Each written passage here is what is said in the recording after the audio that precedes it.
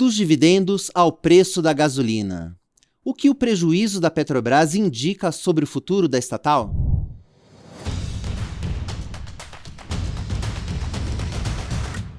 Salve pessoal, tá no ar mais uma edição do podcast Touros e Ursos, de volta depois de uma merecida pausa depois do carnaval.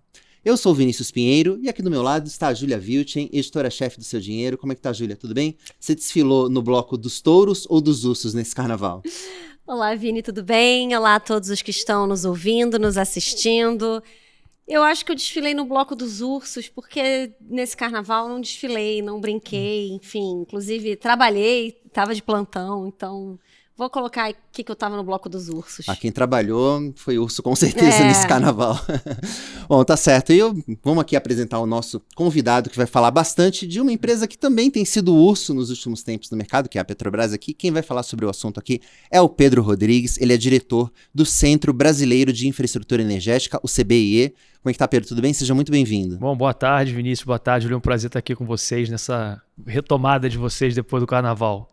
É isso aí. Bom, vamos voltar com tudo aqui. E eu peço para você que está acompanhando a gente já para curtir esse episódio. Assim ele chega para mais pessoas. O YouTube aqui coloca o nosso programa como um touro, como um programa para ser indicado para mais pessoas. E aproveita também para seguir o canal do Seu Dinheiro para receber aqui as nossas notificações, ligando ali o sininho. E também deixa o seu comentário. Na sua opinião, a Petrobras está no caminho certo? Eu estou falando isso porque a estatal voltou a ser tema de controvérsia no mercado depois da divulgação do último balanço, que apresentou um prejuízo de nada menos que 17 bilhões de reais ali no quarto trimestre de 2024. Bom, parte desse resultado negativo não é culpa direta da empresa, afinal de contas ela sofreu com o efeito da desvalorização do real em relação ao dólar, e como ela tem ali dívidas em moeda estrangeira, entre subsidiárias, isso acaba afetando mesmo que esse efeito da desvalorização cambial não tenha efeito no caixa. Bom, mas ainda assim o mercado reagiu muito mal aos números, porque não foi só esse o problema do balanço da estatal. E aí, já para colocar todo mundo na mesma página aqui, Pedro, já queria te perguntar, né, assim, o que o mercado, esse efeito cambial já era, de certo modo, estava um pouco ali já no preço, mas obviamente não foi só isso que acabou pegando ali nas ações da estatal logo depois que ela anunciou o resultado. Afinal, o que o mercado não gostou nesses números, do que ela trouxe nesse balanço? Olha, Vinícius, eu acho que se a gente olhar o balanço de forma geral, né, de forma macro, eu acho que se você pegar os índices, né, os indicadores do terceiro tri para o quarto tri, você vê que tem uma piora de todos os indicadores. Então, do ponto de vista operacional, tem piora, diminuiu a produção de petróleo, teve aumento do capex, ou seja, teve uma série de pioras, e eu acho que o mercado olhou isso. Se a gente olhar os números mais especificamente, né, como você colocou, a questão cambial ela já era de se esperar no quarto tri de 2024. Você teve uma desvalorização do real frente ao dólar muito grande, né, de todo o percentual do ano, o do quarto tri foi ainda maior, o que fez com que o balanço realmente, a questão da dívida, sofresse. Porém, né, o mercado ele interpretou mal, por exemplo, o aumento do capex. Né, você teve um aumento de 16% do capex, indicando que a companhia, né, não está com aquela disciplina de capital toda. E vamos combinar que aumento de capex na Petrobras, ela retoma, né, talvez em todo o mercado, aqueles fantasmas do passado, né, da Petrobras investindo em coisas que não dava dinheiro e jogando dinheiro pela latrina, como a gente vê até hoje aí, determinados ativos que continuam andando de lado ou pararam no tempo. Né? Esse é um primeiro ponto. As vendas caíram. Outra coisa também que chama atenção é que no ano de 2024 a Petrobras não deu nenhum reajuste de diesel, por exemplo. Isso também faz com que a rúbrica lá de vendas da companhia tenha um prejuízo. Né?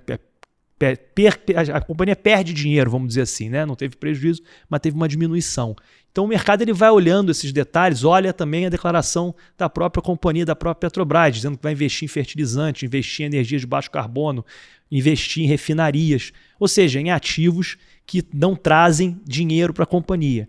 Somado a isso, tem uma questão de mercado que também teve a diminuição da produção, né? Principalmente em razão de paradas de manutenção, o que fez também ainda diminuir a receita de vendas. Ou seja, eu acho que teve um pouco de tempestade perfeita, mas também teve, com a questão cambial, talvez uma gestão de risco, né? O hedge cambial não foi feito, ou seja, a Petrobras teve aí um problema.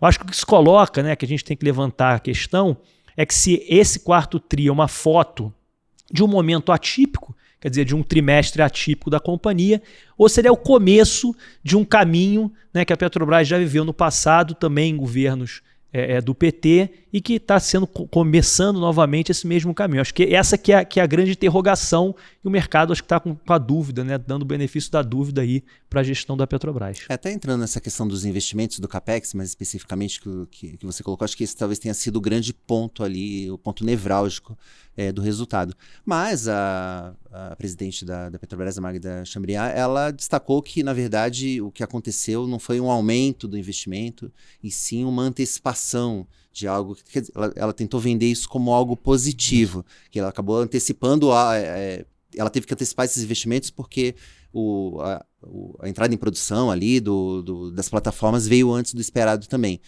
Você compartilha dessa visão ou não, enfim, em relação eu acho, Vinícius, que independente essa visão, ela é verdadeira, né, principalmente nos campos de Búzios, né, que você teve a entrada de produção dessas plataformas, porém já indica uma mudança do plano estratégico. Qualquer mudança que tenha no plano de uma companhia, eu acho que o mercado já fica meio que o sinal amarelo, né? Então, agora, somado a isso, quer dizer, eu sempre digo que a Petrobras é uma empresa que o core business dela é produzir petróleo.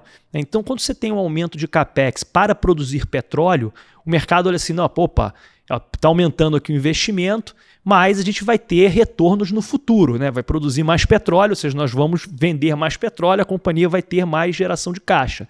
Só que o problema é que, apesar dela olhar só esse lado, né? Ou seja, olha, eu tive aqui uma antecipação para investimento nesse campo e para produzir mais petróleo, quando você olha as justificativas e olha também os outros investimentos, você vê que não é só nisso. Talvez a antecipação possa ter sido para isso, porém os investimentos em CAPEX aumentaram e aumentaram nessas rúbricas que a gente colocou. Isso é notório, né? Falas públicas da presidente da Petrobras, dizendo que a companhia vai reinvestir em plantas de fertilizante, que a companhia já perdeu dinheiro no passado, vai retomar investimentos em refinarias, né? A gente já viu a Renest, por exemplo, a refinaria lá Abreu e Lima, né? O que aconteceu com aquele investimento, né? Refinaria é um investimento que a margem é muito baixa, ou seja, a Petrobras não tem um diferencial competitivo como tem na exploração de petróleo em águas profundas e ultraprofundas. Né? Investimento em energias de baixo carbono, ou seja, no momento que o mundo está olhando para a redução do investimento em razão do não retorno ao acionista, a Petrobras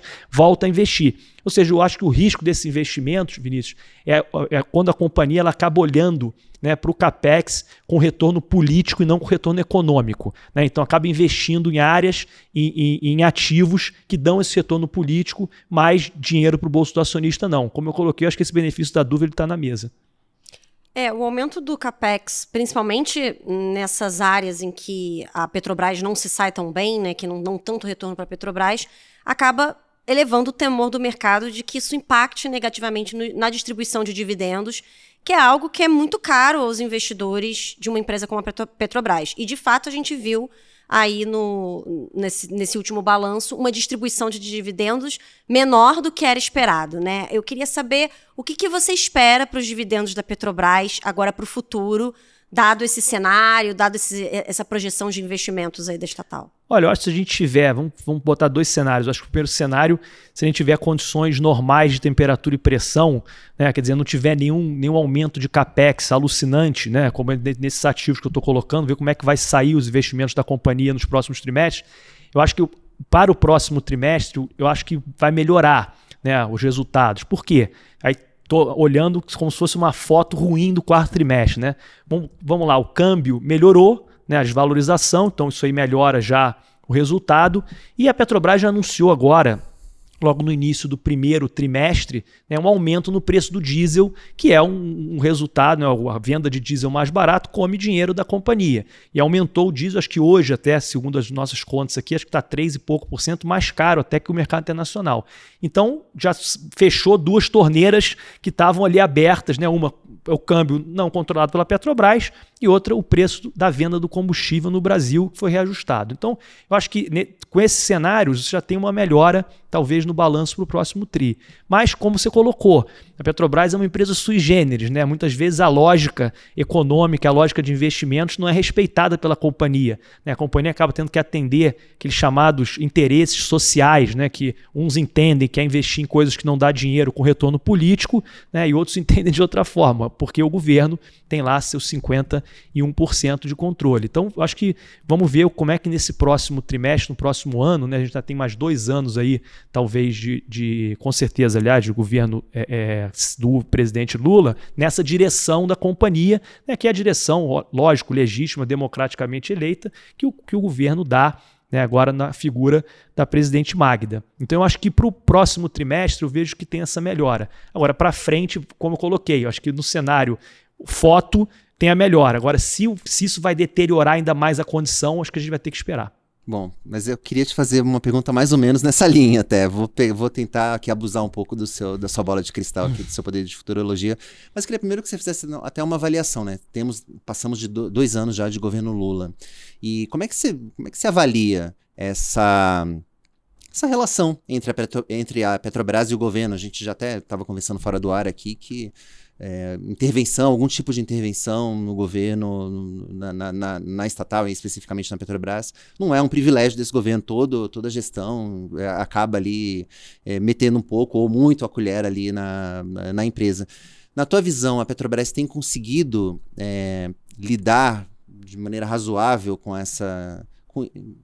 enfim, fazer esse equilíbrio entre o interesse dos acionistas e esse interesse social que também se coloca? Olha, Vinícius, é um equilíbrio interessante, difícil de ser feito, né?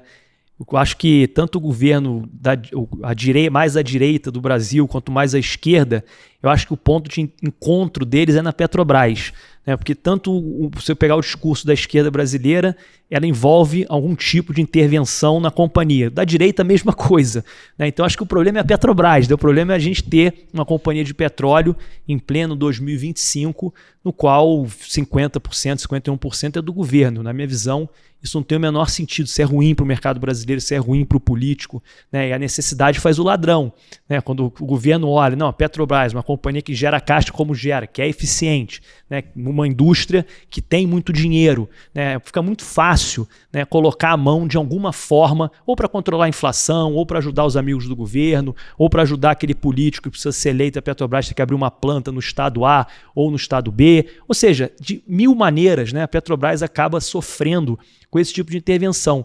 Então eu acho que de maior ou menor grau, eu acho que sim, depois do que aconteceu, né, no qual a Petrobras sai das páginas econômicas, vai para as páginas policiais, foi o que a gente viu num passado muito recente, eu acho que de lá para cá melhorou sim a questão da intervenção, né? Hoje você não tem mais lá o presidente ligando, o presidente de um político, um deputado, ligando o presidente da República dizendo que quer aquela refinaria que fura poço, aquela diretoria que fura poço, né? Isso melhorou muito, ou seja, as regras de compliance, as regras de governança, todas melhoraram. Porém, a gente tem que entender que a Petrobras continua sendo uma empresa de capital misto, né? E continua tendo muita força no Brasil. Eu acho que a Petrobras tinha o presidente boliviano, acho que era o próprio Evo Morales, que dizia que o Brasil faz errado. Ele devia primeiro eleger o presidente da Petrobras, depois o presidente da Petrobras eleger o presidente do Brasil.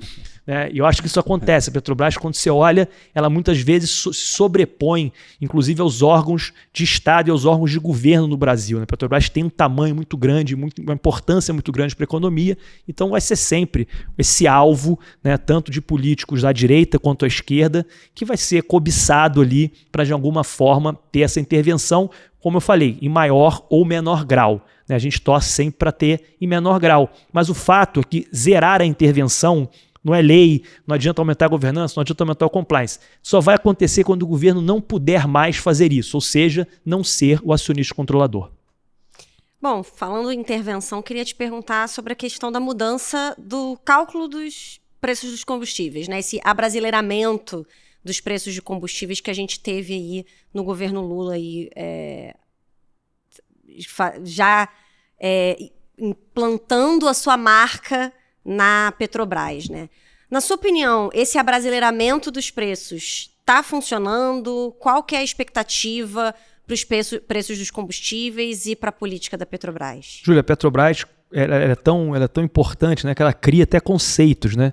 Agora, nesse balanço, na divulgação desse último TRI, foi o conceito de eventos exclusivos. Sabe que eu até fui em livros de contabilidade para ver se existia isso. Não existe, foi uma invenção daquele balanço, né? Então, se criou também essa história de abrasileiramento de preços. Se você me perguntar o que é isso, eu não sei.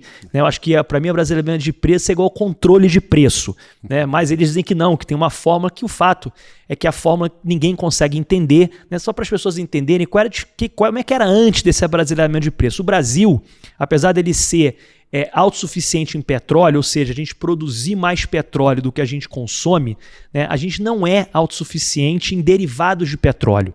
Né? Então a gente não abastece o nosso carro, o taxista, o motorista, o dono da empresa de ônibus, com óleo cru. Né? A gente precisa desse petróleo refinado.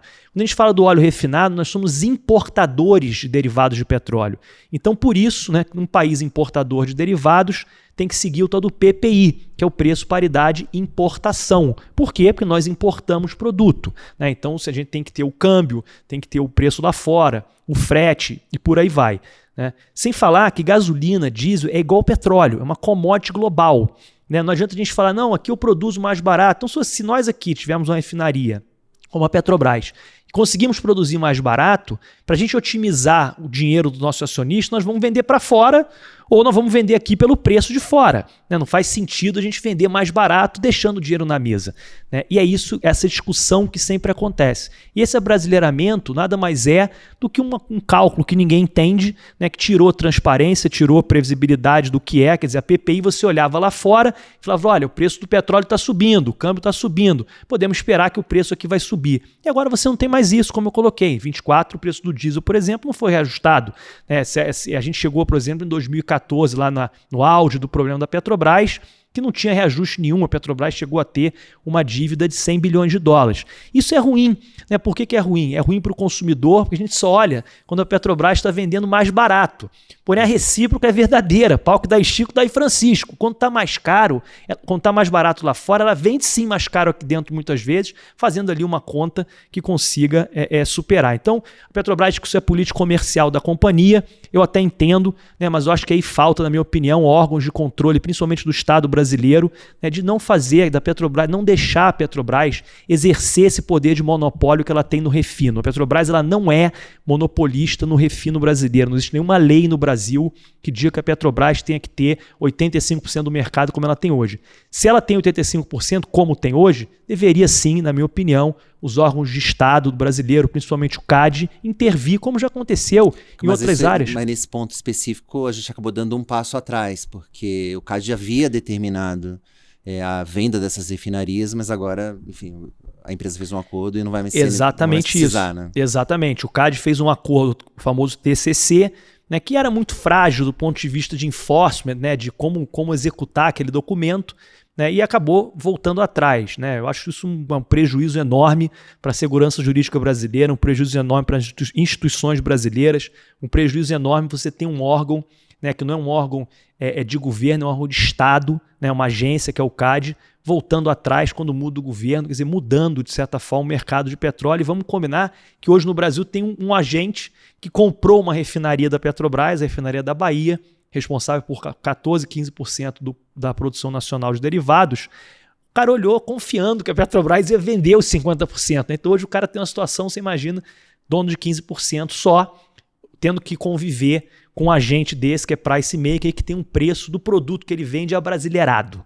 Né? Então é uma situação realmente, na minha opinião, muito ruim para o setor de refino no Brasil. Né? O Brasil poderia ter muito maior, o setor de refino não tem, porque a Petrobras controla isso. A título de exemplo, Vinícius, para a gente encerrar esse assunto, me alongar, o Brasil tem 14 refinarias. Né? Os Estados Unidos tem 144.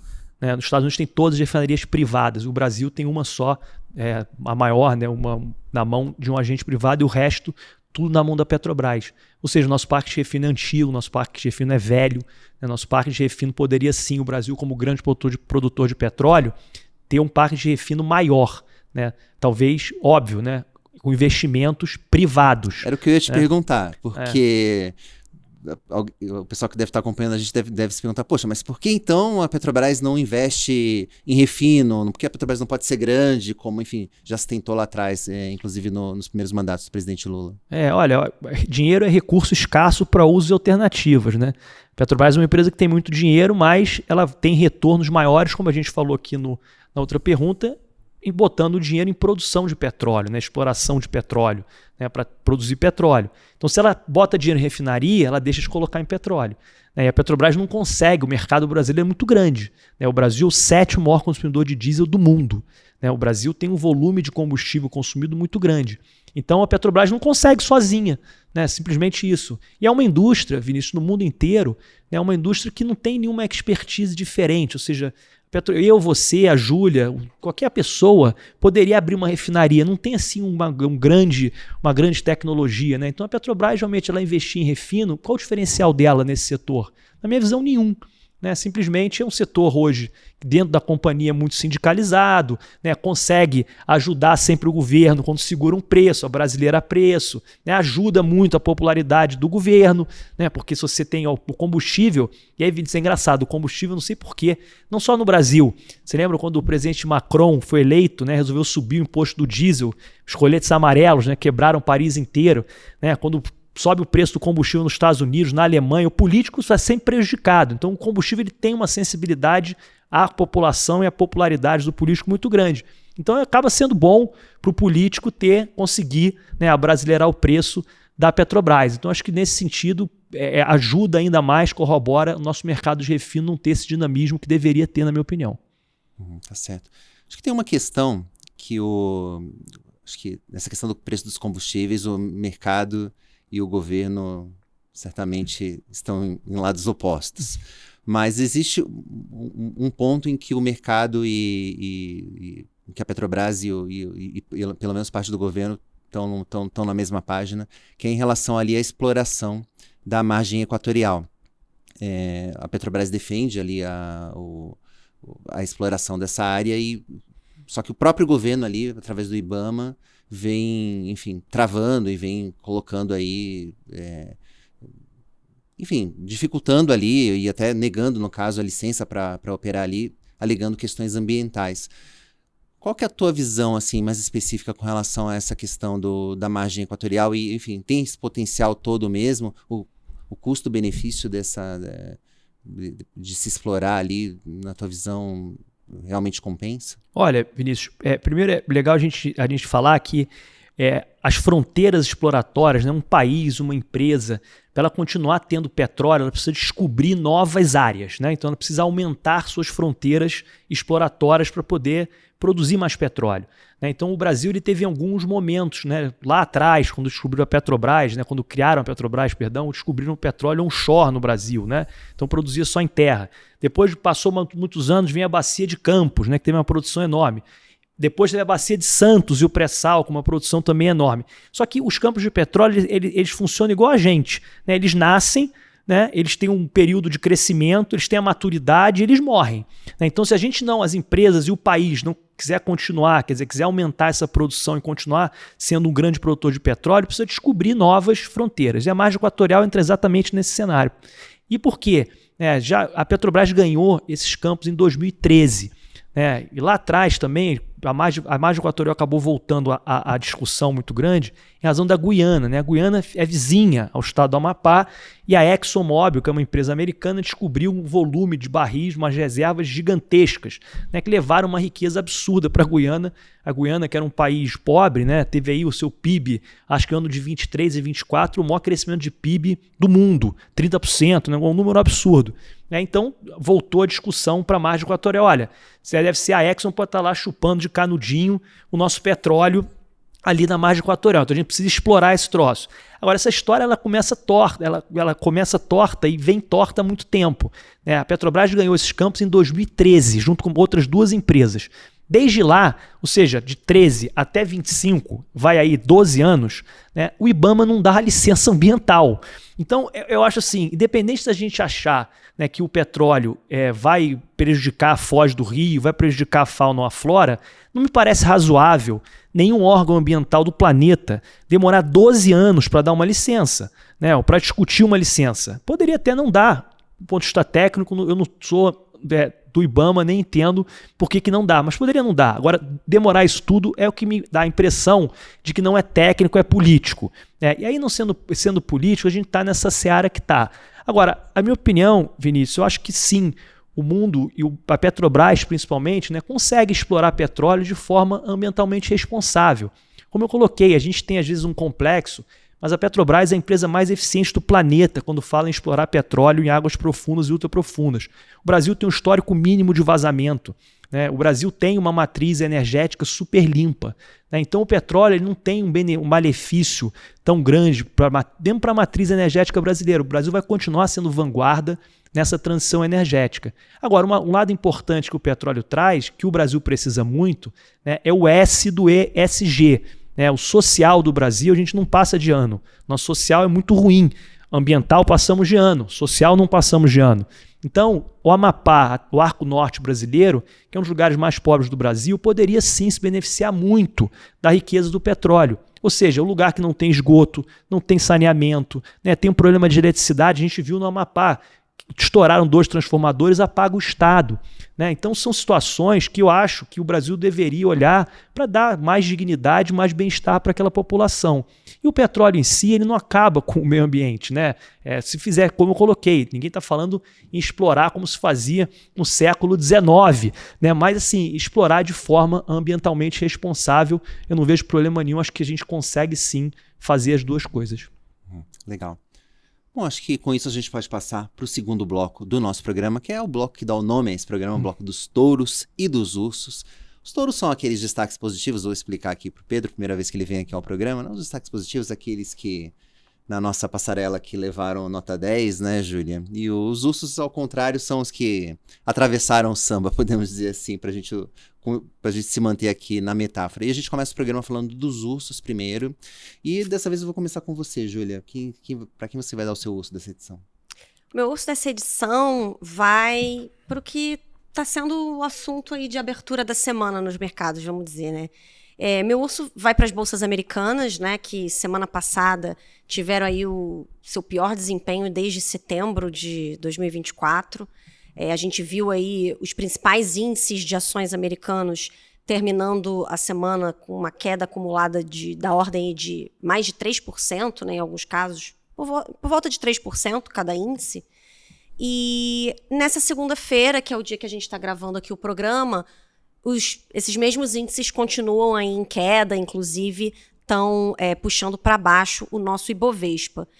E essa onda aí vermelha nas bolsas americanas vem muito de um crescimento dos temores de uma possível recessão nos Estados Unidos, muito por conta da entrada em vigor aí das tarifas impostas pelo presidente americano Donald Trump, que já tinham sido anunciadas, mas existia uma expectativa de que até elas entrarem em vigor pudesse haver uma negociação entre os Estados Unidos e os países que estavam sendo tarifados.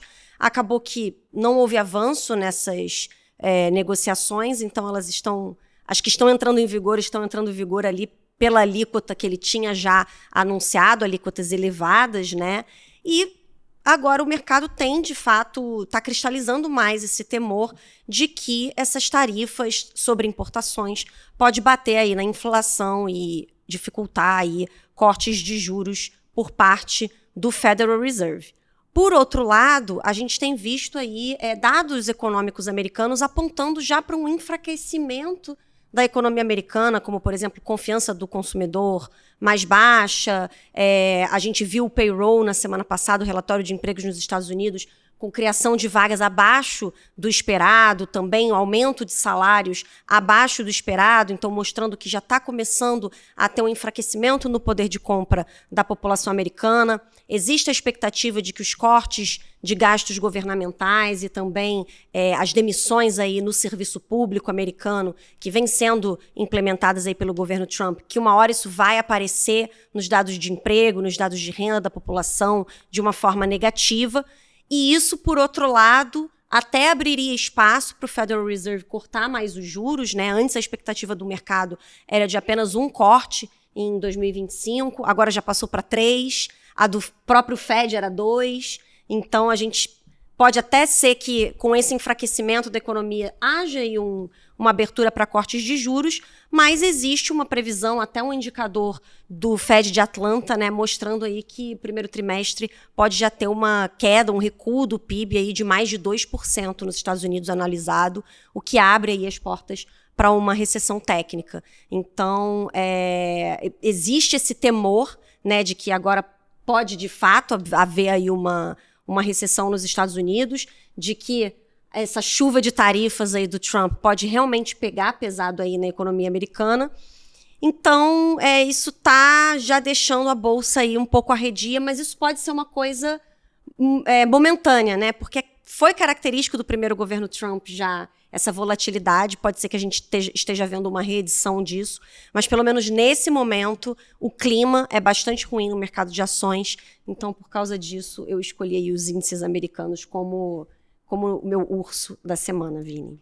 Esse desempenho das bolsas americanas é o pior para um começo de mandato presidencial desde 2009, no primeiro mandato do Obama.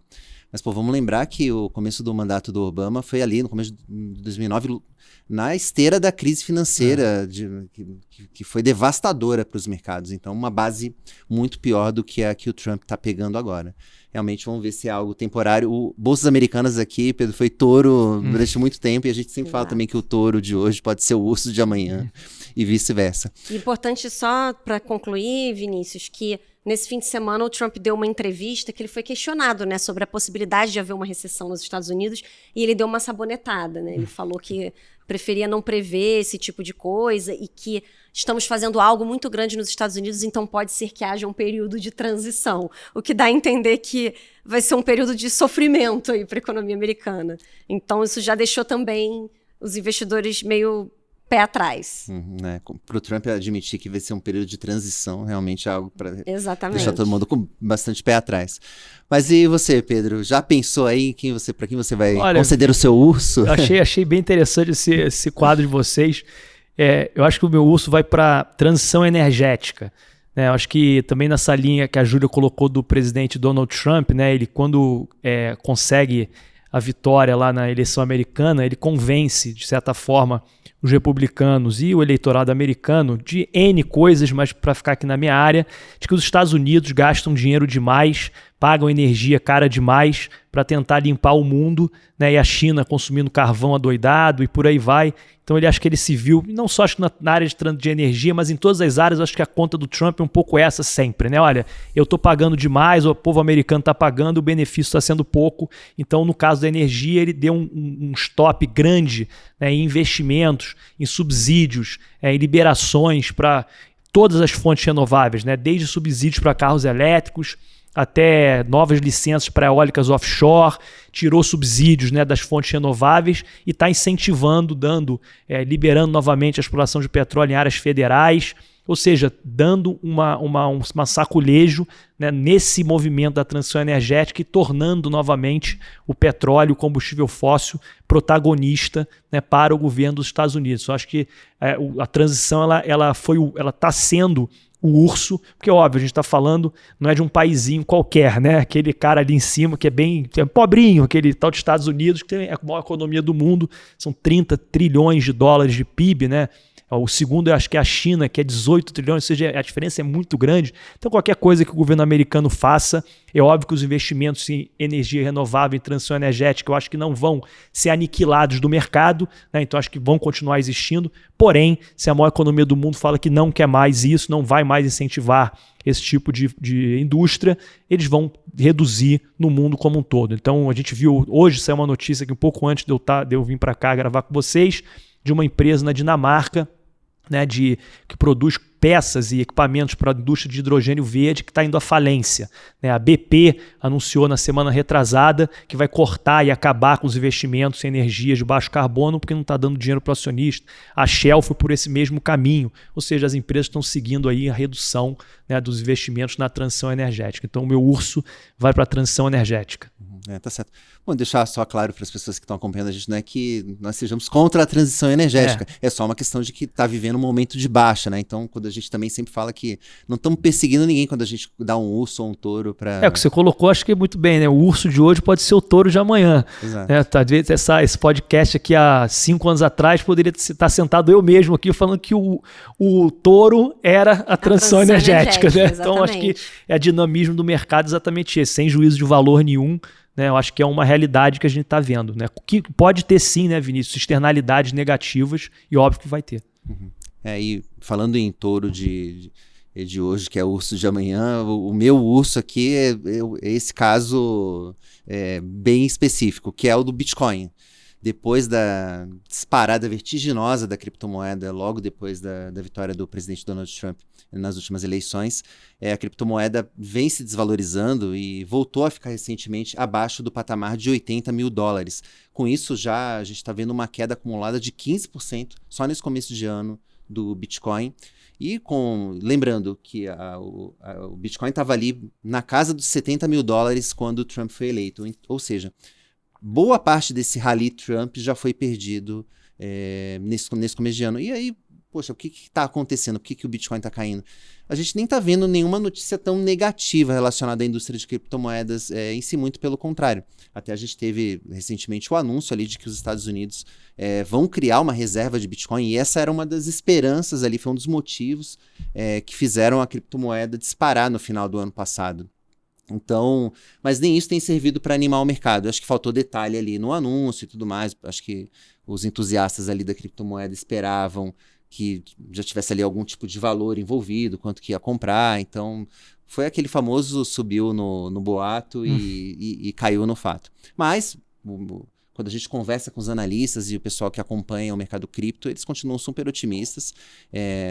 Toda vez que o Bitcoin cai, eles falam que é uma oportunidade de entrada. Isso vem se revelando verdadeiro, né? Todos os momentos de queda do Bitcoin realmente se provaram um bom momento de entrada, mas a gente sempre fala, e também isso é o que os analistas também falam, que para quem quiser ter criptomoeda, é para ter um percentual muito pequeno da carteira, porque realmente é um ativo altamente volátil e de risco mesmo, né? Assim, então, o pessoal fala aí ter o máximo 1 ou 2% da sua carteira em criptomoedas, incluindo Bitcoin, que vai levar o meu urso dessa edição. Bom, mas vamos falar de touro, vamos aqui mudar o tom da marchinha para a gente falar de touro, nossos destaques positivos. E vou começar com você mais uma vez, Júlia. Quem vai ser o seu touro dessa edição?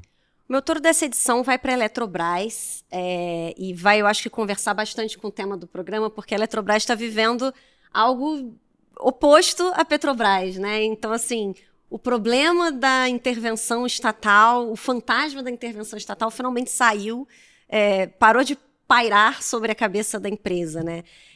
Na sexta-feira, antes do Carnaval, saiu uma notícia de que a Eletrobras finalmente chegou a um acordo com a União, que vinha questionando aí a governança da companhia depois da privatização. O que aconteceu? Lá em 2023, a União tinha entrado com uma ação no STF questionando um dispositivo do Estatuto da Eletrobras privatizada que limitou a 10% o poder de voto de qualquer acionista, inclusive do próprio governo, que tem hoje aí em torno de 40% do capital votante da companhia. Aí, em meio a essas discussões também, a União e a Eletrobras passaram a negociar também condições para investimentos bilionários aí na usina nuclear de Angra 3, que são do interesse do governo, mas não da Eletrobras, porque é um investimento muito grande que pode não ter muito retorno realmente. Então, todo esse imbróglio lá desde 2023 vinha segurando um pouco, né, o desempenho das ações da Eletrobras, mesmo o desempenho da empresa melhorando, as ações não decolavam, né? Então, eu acho que todo mundo aqui que colocou uma parte do FGTS nas ações da Eletrobras tem ficado um pouco frustrado com essa história. Só que aí, na semana anterior ao Carnaval, houve esse acordo, né? Que é um acordo que tem um potencial aí de finalmente destravar o valor dessas ações. E o que esse acordo prevê, né?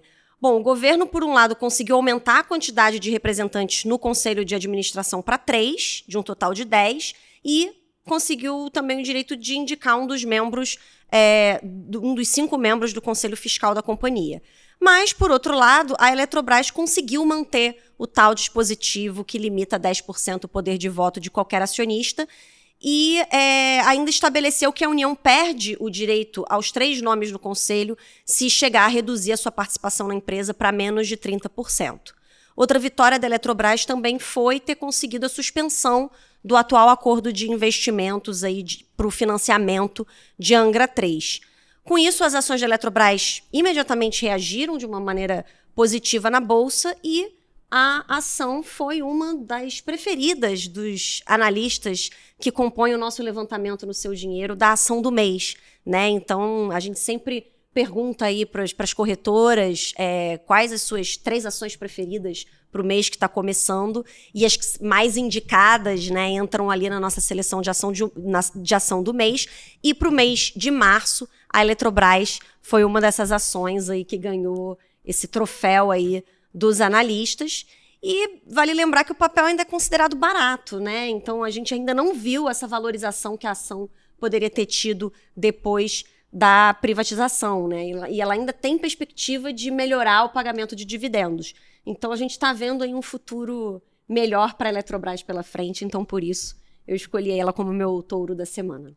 Lembrando que a ação da Eletrobras, apesar dessa alta recente, ainda se encontra, a ELET3, que foi a ação que foi alvo da oferta de ações lá de 2022, o preço da ação ainda está abaixo do patamar lá de junho de 2022, quando aconteceu a privatização da empresa. Ou seja, quem colocou dinheiro nessa operação realmente deve estar bastante frustrado, incluindo, como você colocou, os brasileiros colocaram o FGTS ali. Pois tava rendendo nada lá no FGTS, mas era alguma coisa. Agora perdeu o dinheiro. Exatamente. Vamos ver se agora finalmente chegou a hora da Eletrobras.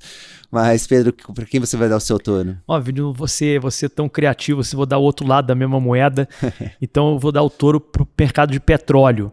Eu acho que da mesma forma que o presidente Trump conseguiu mexer aí as estruturas globais com relação à transição energética, né, ao mercado de fontes renováveis, eu acho que ele também conseguiu mexer as estruturas com relação ao mercado de petróleo. A partir do momento que ele incentivou, né, a produção de petróleo nos Estados Unidos, acho que ele também coloca uma lupa, coloca um holofote grande mostrando para o mundo que o petróleo ainda tem sua importância e que é muito importante.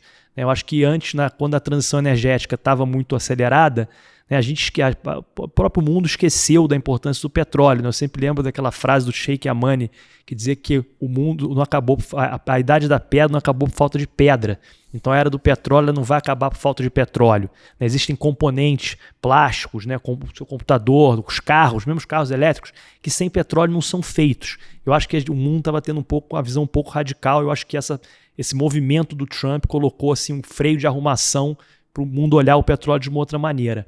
Sem falar que os movimentos geopolíticos que o presidente Trump tem feito, né, tem feito movimentos para ajudar a cair o preço do petróleo, né, no mercado global. Né? Então, quando ele avisa lá, dá um ultimato no Zelensky, né, ajuda a acabar com a guerra, ajuda lá o Hamas, acabar com a guerra do Hamas também, ou seja, ele está olhando tentando finalizar de maneira tortuosa, vamos combinar, né? De maneira à la Trump de fazer as coisas, mas o fato é que se isso acontecer do ponto de vista geopolítico, a gente pode ter sim a volta de agentes importantes do mercado, como a Rússia, né, que sofreu um embargo que não acabou dando em nada, ela continuou escoando petróleo para tudo que é lado. Né? Então eu acho que ele vai conseguir dar esse dinamismo no mercado de petróleo, tirar um pouco de poder da OPEP, né, e voltar ao mercado ter esse holofote do mundo, né, financiamentos e por aí vai. Eu acho que, então, por esse motivo, o meu touro vai para o mercado de petróleo, para o petróleo. Agora, não necessariamente isso é bom para as cotações do petróleo. Quer dizer, o preço do petróleo vai ficar menos pressionado. Exatamente. Eu acho que o petróleo tem sempre os dois lados também, né? Eu brinco igual a Petrobras. A Petrobras, se o petróleo sobe, ela fica feliz, mas se sobe, ela fica triste também, porque o combustível vai ficar mais caro no Brasil, ela vai ter que abrasileirar mais preço. Né? Então, isso sim acontece. Né? Mas eu acho que aí é mercado, né, Vinícius? Eu acho que o que acontecia antes era que quando a indústria de petróleo estava muito marginalizada, né, em razão da transição energética acelerada demais, as empresas, né, do mercado, empresas americanas, as major oils, né, que são essas empresas mais conhecidas, estavam também com dificuldade de aumentar a sua produção. E isso que aconteceu, deu força, né, para aqueles países membros da OPEP, né, países como a Rússia, como a Arábia Saudita, que acabaram se tornando mais price makers no mercado do que eram no passado. Isso, na minha opinião, é ruim para o mercado, porque acaba criando aquela artificialidade. Né? Olha, eu vou cortar a produção, independente da demanda, independente do que está acontecendo no mundo, eu vou cortar a produção e para subir o preço no momento, às vezes, que o preço não é para subir dessa forma. Então, acho que esse cartel ganhando força foi ruim para o mercado. Então, óbvio, o preço pode cair, vai ser ruim para as empresas de petróleo em alguma medida, né? Porém, eu acho que o mercado volta a funcionar de uma maneira mais organizada, né? Onde a livre concorrência pelo preço e o mercado como ele passa a fazer mais sentido, não tendo o poderio da OPEP ou de países como a Rússia ou como a Arábia Saudita, que eu acho que não são bons para o mercado conseguirem dominar tanto a produção de petróleo e a oferta global. Tá certo. Bom, deixa eu encerrar o bloco dos touros, então. Eu vou passar direto aqui para o touro especial para a gente encerrar aqui, porque a gente não pode acabar o programa sem falar do Oscar de filme estrangeiro para Ainda Estou Aqui. A gente não teve podcast na segunda-feira de carnaval, mas eu fiquei... eu torci para que tivesse, porque eu queria muito falar sobre o Oscar de Ainda Estou Aqui. A gente vem falando do filme. Ele já foi touro aqui algumas vezes. A Fernanda Torres também, quando ela ganhou o Globo de Ouro. Para mim, foi uma injustiça ali. Para mim, foi a melhor atuação do ano. Foi a da Fernanda Torres, sem dúvida nenhuma, mas infelizmente não deu para ela. Também não deu pro Ainda Estou Aqui como no Oscar de filme, mas esse já era bem pouco esperado. Acho que não tá realmente o Ainda Estou Aqui como filme do ano ali na categoria principal era um azarão. Mas eu assisti vários dos filmes que estavam indicados e eu também acho que o Ainda Estou Aqui não era o melhor entre os 10 indicados.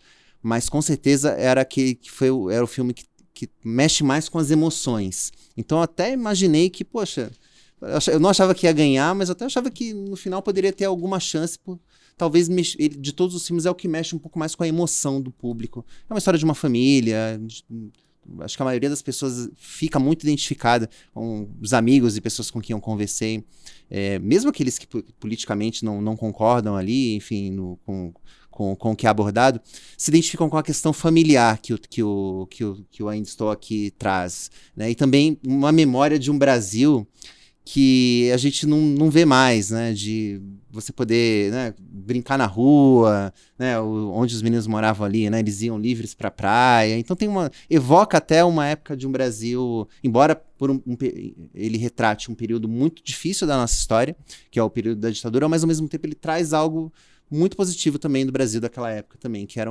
uma época em que a gente se visitava mais, né, assim, as pessoas iam nas casas dos outros, enfim, um filme muito bonito em vários aspectos, e quebra esse tabu do Brasil no Oscar. Nunca havia vencido um Oscar, então acho que a gente já teve outras oportunidades no passado, e que bom que a gente conseguiu fazer isso com a mãe dela, né? Curioso, né? Até a família, as duas tiveram essa possibilidade, né? A Fernanda Montenegro, muito injustiçada ali por não ter vencido o Oscar de melhor atriz naquele ano. O Central do Brasil foi indicado, mas perdeu para Vida é Bela, mas eu acho que nesse caso, a derrota ali no Oscar de filme estrangeiro era não só esperada, mas, enfim, considero a Vida é Bela ali no mesmo nível, melhor do que o Central do Brasil como filme. Agora, como filme estrangeiro, nessa categoria, para ser completamente justo aqui, eu não assisti os outros, eu só assisti o Emília Pérez e o Ainda Estou Aqui, que o Emília Pérez era o favorito, e eu até já dei um urso aqui pro Emília Pérez, porque é um filme muito ruim, assim. Se o Brasil perdesse pro Emília Pérez, realmente seria, para mim, motivo para sair na rua protestando, mas felizmente nós ganhamos, e aqui, como a gente já tinha prometido, né, Júlia, a gente, quando o filme ganhasse aqui o Oscar, a gente ia dar o prêmio aqui de Touro Especial, então vai aqui o Touro Especial para Ainda Estou Aqui. E nós estaremos aqui também na semana que vem para mais uma edição do podcast. Então, já queria agradecer aqui a presença mais uma vez da Júlia Viltin. Valeu, Júlia. Obrigada, Vini. Obrigada a todos que nos acompanharam. É isso aí. Pedro, poxa, foi ótimo aqui. Obrigado mais uma vez pela sua presença. E Petrobras, como a gente estava conversando, vai ser sempre tema de polêmica. Então, já se sinta aqui convocado aqui para voltar da próxima vez que vier uma polêmica sobre Petrobras. Obrigado, Vinícius. Obrigado, Júlio. Foi um prazer estar aqui com vocês. Espero que os nossos ouvintes tenham gostado também do nosso papo. Obrigado. Com certeza. E você que acompanhou a gente, fique ligado no seu dinheiro para ficar por dentro de tudo que mexe com os seus investimentos. Aquele abraço.